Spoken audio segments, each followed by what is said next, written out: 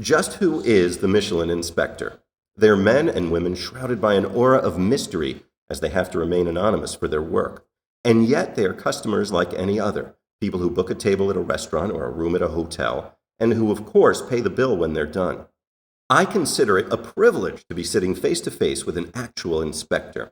For the first time ever in more than a century, I have been given the opportunity to interview a Michelin Guide inspector. What would you say are the qualities that make a good Michelin inspector? You have to first be very passionate about food and very passionate about restaurants. For all of our inspectors, it's kind of their lives. It's not something they give up on the weekends. They're always reading about food. They're always watching food on television. They're always going to restaurants. Even in their spare time when they travel, it's all about food. You also need to have a very good eye for detail. Inspectors are always watching everything that's going on in the room, whether it's the service or the timing of dishes coming out of the kitchen, how clean is the establishment. That's very important.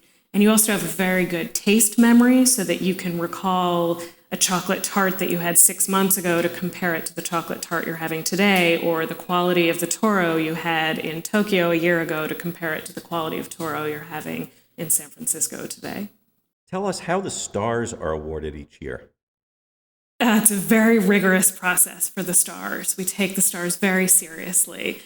We go to the starred establishments as many times as we need to come to a decision. And each time an inspector goes, they write a very thorough and detailed report covering every aspect of their meal and experience as this restaurant. And then at the end of the season, there's kind of this big powwow with all of the inspectors, the editor-in-chief of the guides, and the worldwide director of the guides, where we come to a collective decision about each starred restaurant. And of course, there are a lot of heated debates. There's a lot of animated discussion. It's really a very serious meeting, and we don't want to be haphazard in how we apply the stars.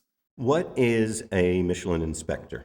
Michelin inspector could be very many things. What's most important is that the Michelin inspector is a chameleon and that they always blend in with their surroundings and appear as if they're a regular consumer dining, anonymously. That's what's most important about a Michelin inspector. And of course, a Michelin inspector has to be very passionate about food and has to be very knowledgeable about food and has to have some professional background in hospitality and in restaurants and a lot of education in related fields in order to be able to do this job accurately. And in addition to being a chameleon, a Michelin inspector always pays their bill just like a regular consumer would, and pays the bill in full and leaves the restaurant and goes and writes their report immediately after having a meal at a restaurant. What kind of restaurants can you find in the Michelin Guide? You can find all kinds of restaurants in the Michelin Guide. There's something for everyone. There are very simple, casual Thai restaurants in far-flung reaches of outer neighborhoods. There are, of course, lots of American steakhouses. There are very elegant fine dining restaurants. There are stars. There are bib gourmands. There are casual restaurants. There are trendy restaurants. There are, fancy restaurants to go entertain someone. There's definitely something for everyone. The Guide is extremely diverse this year. And of course, at all of the restaurants, you'll find good food because nothing makes it in the Guide unless the food meets our criteria. Can you explain some of the different symbols that the Guide uses? That's a very good question. The difference between the stars and the forks and spoons, which are actually called couverts, is that the stars are only for what's on the plate. The stars are awarded for the food only, nothing else. The couverts, the forks and spoons, are about everything else in the restaurant. So they dictate the level of formality of a restaurant, whether it's very simple, whether it's very casual. They talk about the decor, the ambiance, the quality of tabletop, whether it's very elegant china or just a simple noodle bowl. That's what the couverts are about. What's fun about your job? What's not so fun? It's always fun. It's the most fun job in the world.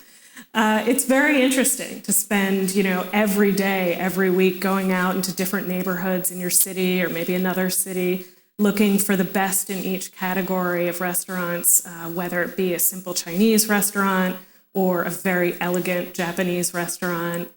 You're doing different types of restaurants every day to get our very diverse selection for our readers, and you're all over the city because we cover, in Manhattan, we cover 5 boroughs. In the Bay Area, we cover the South Bay, the East Bay, wine country. So it's always a different experience every day.